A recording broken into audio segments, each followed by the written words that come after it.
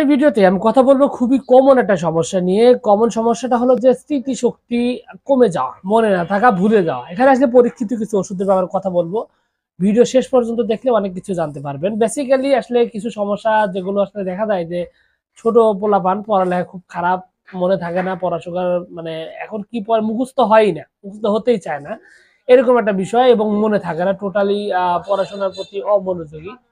তার প্রধান কারণ হলো তার মনে না থাকা এবং স্মৃতিশক্তি কম, ভুলে যাওয়া বারবার, এরকম লক্ষণ যদি থেকে থাকে সেক্ষেত্রে আসলে হোমিওপ্যাথিতে অ্যানাকার্ডিয়াম অত্যন্ত পরীক্ষিত ওষুধ, যেটাকে ব্রেন টনিক বলা হয়, কারণ এটা মাথার মস্তিষ্কের ব্যাপারে এটা অত্যন্ত কার্যকরী এবং স্মৃতিশক্তি বৃদ্ধি করার জন্য অ্যানাকার্ডিয়াম অত্যন্ত পরীক্ষিত একটা ঔষধ।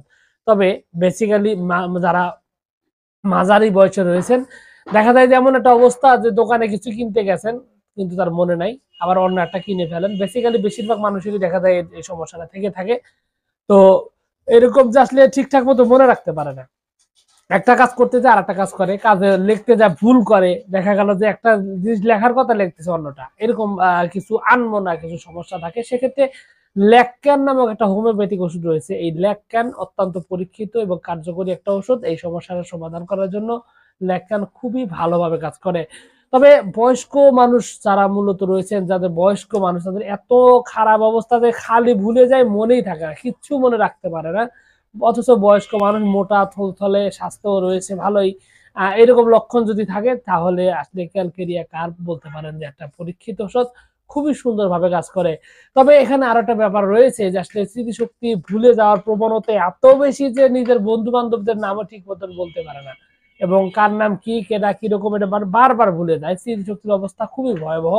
এরকম যদি ভুলে যাওয়ার প্রবণতা থাকে সেক্ষেত্রে মেডোরিনাম অত্যন্ত পরীক্ষিত নাম একটা ঔষধ, এবং এই মেডোরিনাম এই ধরনের ভুলে যাওয়া সমস্যার সমাধান করতে এবং স্মৃতিশক্তি বৃদ্ধি করতে একটা কার্যকরী ঔষধ। খুবই সুন্দরভাবে এই ওষুধটি কাজ করে থাকে এবং এটা খুবই সুন্দর রেজাল্ট রয়েছে।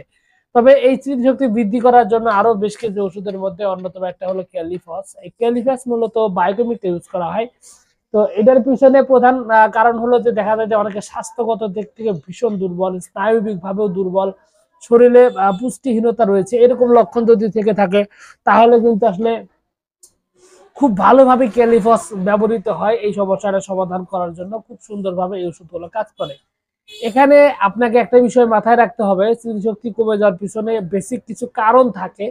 কারণগুলো আপনাকে অবশ্যই আগে উদ্ঘাটন করা উচিত। যদি কারণগুলো না থাকে, আপনি খুঁজে না পান, তাহলে এখানে যে ওষুধগুলো বলা হয়েছে এই ওষুধগুলো আপনাকে সেবন করতে হবে। এখানে একটা বিষয় বলে দেই, ওষুধগুলো কিন্তু অবশ্যই নিম্ন শক্তি ব্যবহার করতে হবে। সেক্ষেত্রে আপনার সিক্স সিক্স অথবা 30 এই অথবা 200 এই যে পাওয়ার গুলো রয়েছে, পাওয়ার গুলো আপনাকে ব্যবহার করতে হবে, নিম্ন শক্তি ব্যবহার করতে হবে, যেহেতু এটা স্মৃতিশক্তি বৃদ্ধির জন্য আপনি ওষুধটা সেবন করতে যাচ্ছেন।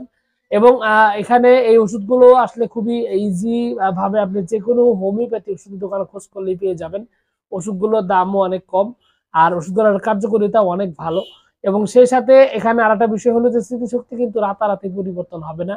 এটা পরিবর্তন করতে গেলে আপনাকে একটু সময় দিতে হয়, অনেক ক্ষেত্রে 1 থেকে 1.5 মাস পর্যন্ত সময় লেগে যায়। তো এই ওষুধগুলো কন্টিনিউয়াস যদি আপনি সেবন করেন তাহলে আপনার এই যে সমস্যাগুলো রয়েছে এই সমস্যাগুলোর সমাধান হবে। এবং হোমিওপ্যাথি যে কোনো ফার্মেসিতে গিয়ে ওষুধগুলো আপনি কিনতে পারেন।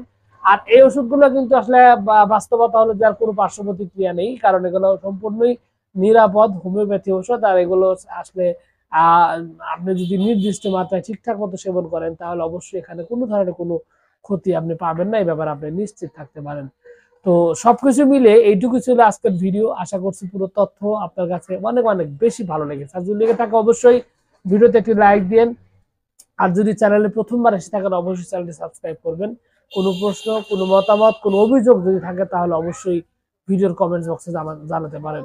তো ভিউয়ার্স, আপনাদের সকলকে অনেক অনেক ধন্যবাদ। আসসালামু আলাইকুম।